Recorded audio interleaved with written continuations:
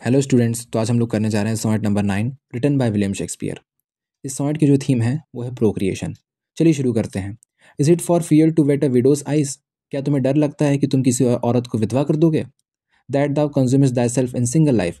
या तुम एक ऐसी जिंदगी कंज्यूम करना चाहते हो जिसमें तुम सिंगल ही रहो, यानी अनमैरिड रहो? Ah, if thou issueless shall have to die, what if you were to die childless? क्या हो अगर तुम चाइल्डलेस ही मर जाओ? The world will wail thee like a makeless wife. फिर तुम जिस औरत से शादी किए रहोगे उसे लोग इनकैपेबल कहेंगे कि वो बच्चे पैदा नहीं कर सकती थी, यानी उसे लोग कोसेंगे। द वर्ल्ड, यहाँ पर देखो दूसरी लाइन में, यानी जो अगली लाइन है उसमें द वर्ल्ड फिर से आया हुआ है। पहले में द वर्ल्ड की बात की जा रही है सोसाइटी के लिए, दूसरे में जो द वर्ल्ड की बात की जा रही है वो उसकी बीवी के लिए की जा रही है। यानी द वर्ल्ड यानी जो तुम्हारी दुनिया है, विल बी दाई विडो, जो कि तुम्हारी विडो होगी, ठीक है, विधवा औरत होगी। स्टिल वीप, वो हमेशा रोती रहेगी अगर उसका कोई बच्चा नहीं होगा, उसका कोई सहारा नहीं होगा। क्यों? That thou no form of thee has left behind. क्यों? क्योंकि तुमने कोई अपने जैसा फॉर्म उसके आगे पीछे छोड़ा ही नहीं, तुमने उसे कोई सहारा दिया ही नहीं।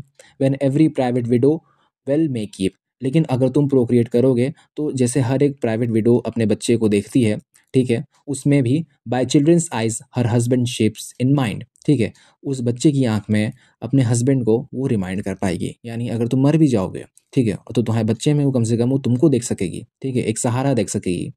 Look what an unthrift in the world doth spend, ठीक है।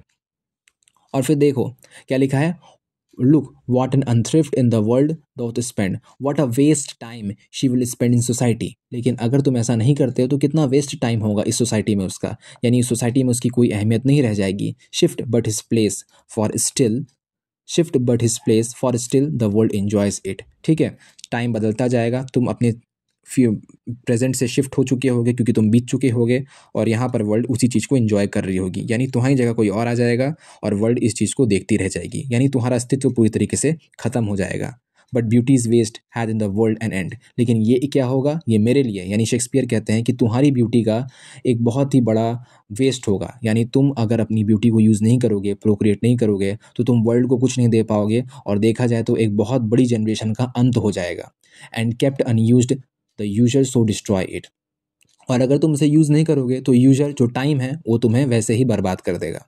No love towards other in that bosom sits, that on himself such murderous shame commit, ठीक है। लेकिन मुझे लगता है, यानी शेक्सपियर कहते हैं कि ऐसे कठोर दिल में, यानी बॉसम मतलब ब्रेस्ट में, यानी दिल में, ठीक है, कोई भी प्यार मोहब्बत नहीं बची हुई है। यानी ऐसे लोग जो प्रोक्रिएट नहीं करते उनके दिल में कोई जगह नहीं होती, वो उनका दिल पत्थर का हो जाता है, और वो लोग जब मरते हैं तो उनका कोई हायर नहीं होता, और उनका मरना समझो एक तरह से मर्डर होता है। कैसा मर्डर? उन्होंने अपने आप का ही मर्डर कर दिया है, और वो जो मर्डर होता है वो बहुत ही शेमफुल होता है। So this is all about sonnet number 9 written by Shakespeare. Okay, so I can simply say that Shakespeare chides the young man for remaining childless. The person who dies without having or leaving descendant leaves the world and women in grief like widows mourning a lost husband. The material wealth can still circulate after death, but unused beauty dies with the person. Childlessness is seen as selfish and shamefulness, a murder of one's own legacy. So this is all about sonnet number 9 written by William Shakespeare. Thank you very much.